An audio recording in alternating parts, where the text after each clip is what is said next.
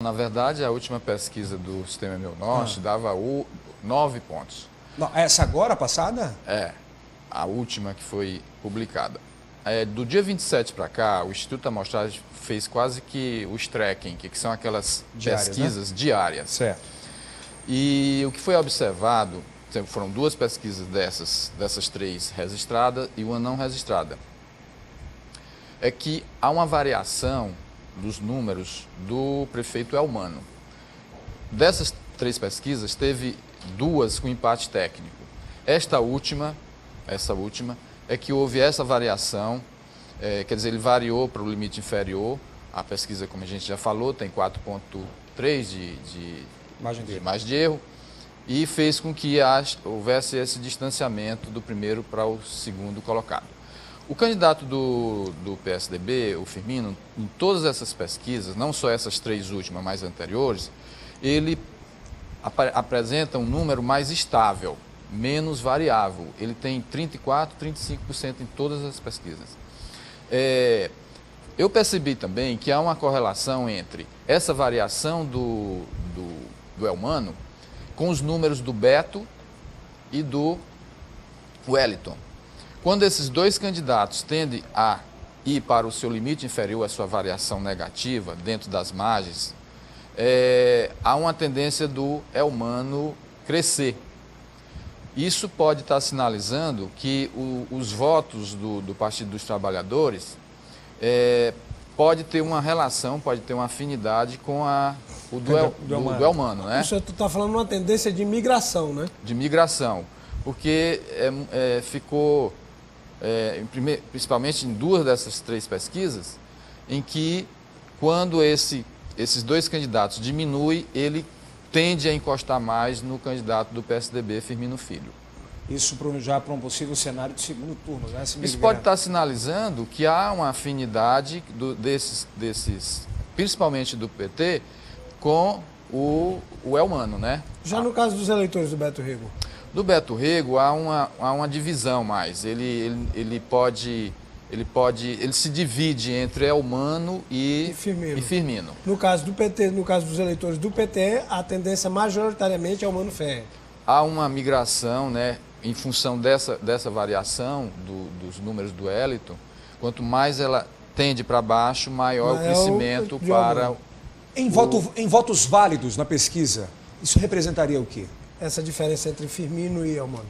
É bom esclarecer isso ao telespectador, porque na hora que estiver saindo os resultados do TSE, ele vai sair expresso em votos válidos, ele vai tirar os votos nulos, né?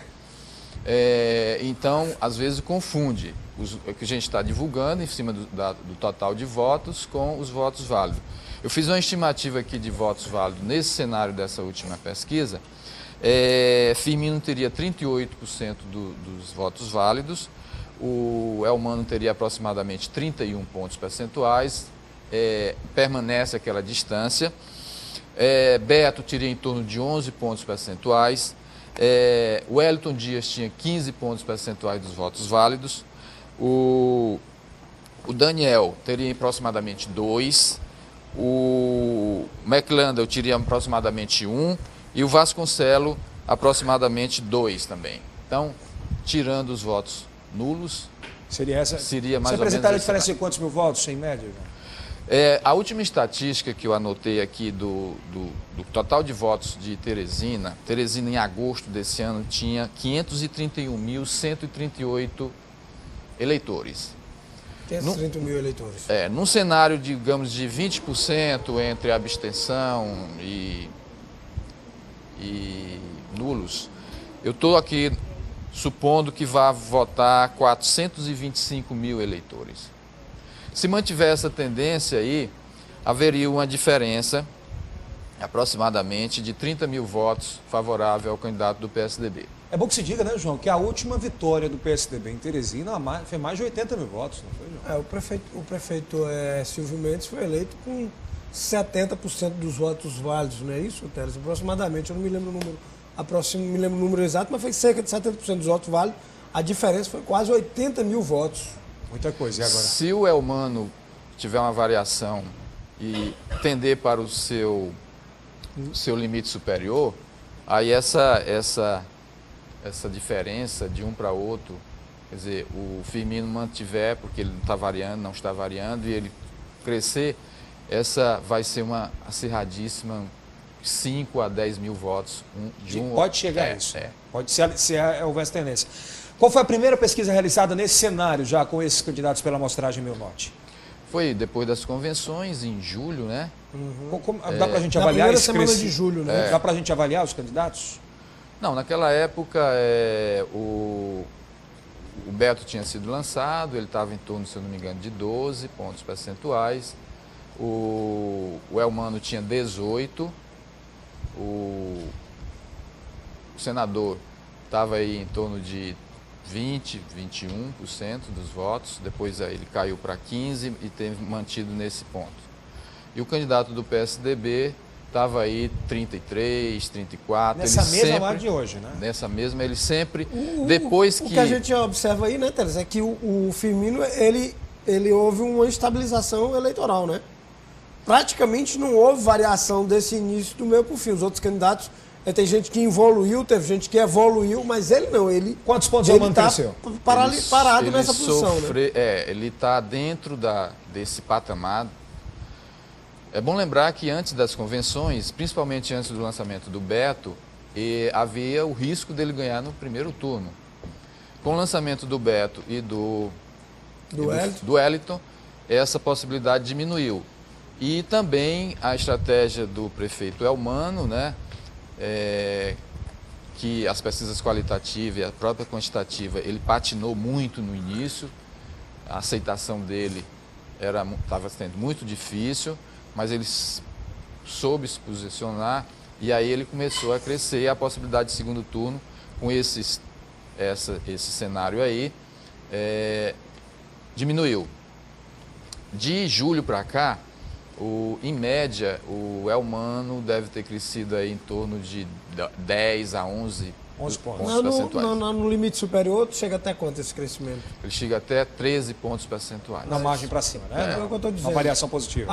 Aí você tem duas coisas. Você tem uma amostra de fidelidade ao eleitor de Firmino Filho, né? De que há uma fidelidade àquele eleitor, mas ao mesmo tempo há uma estatização eleitoral. Ele ficou parado naquele patamar, né? Estabilizou, né? Ele estabilizou, né? Isso, você vê isso, como é que você vê isso para um eventual segundo turno entre Elmano Ferrer e Firmino Filho? Como é que você acha que isso vai funcionar no segundo turno, Teles? Esse confronto? Nessas mesmas 3 pesquisas, o cenário de segundo turno também foi variável. Teve um cenário que estava praticamente empatado, tecnicamente empatado.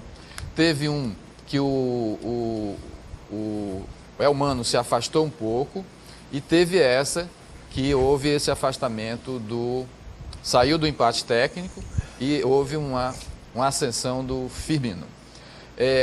Os especialistas acham o seguinte, tem 2 correntes. Um diz que o segundo turno zera, a eleição começa do zero mesmo. Outros não, outros acham que o segundo turno é uma sequência do primeiro. E alguns dados têm mostrado que essa segunda hipótese é mais plausível, porque principalmente naquele candidato que vem crescendo, né, e ele consegue manter esse ritmo de crescimento.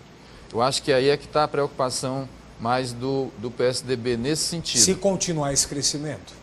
Se continuar esse crescimento, aí vai depender, para abater esse crescimento, vai ser os acordos políticos que possam vir ser costurados no segundo turno. Doutor Teles, rejeição dos candidatos.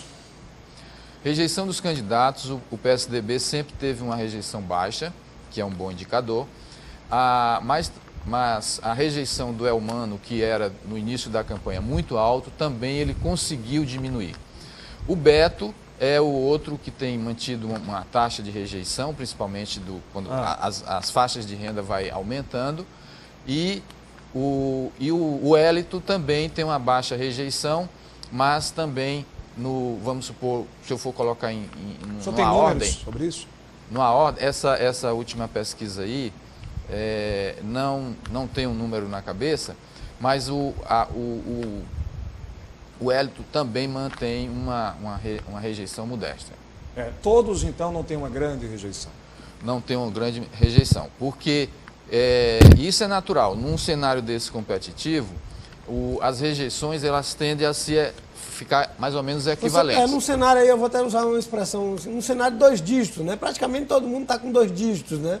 Então, num cenário de 2 dígitos, a população está manifestando que tem afinidade com aqueles candidatos, né, Teles? Que não há um distanciamento entre o que ela quer e o que aqueles candidatos estão propondo, né?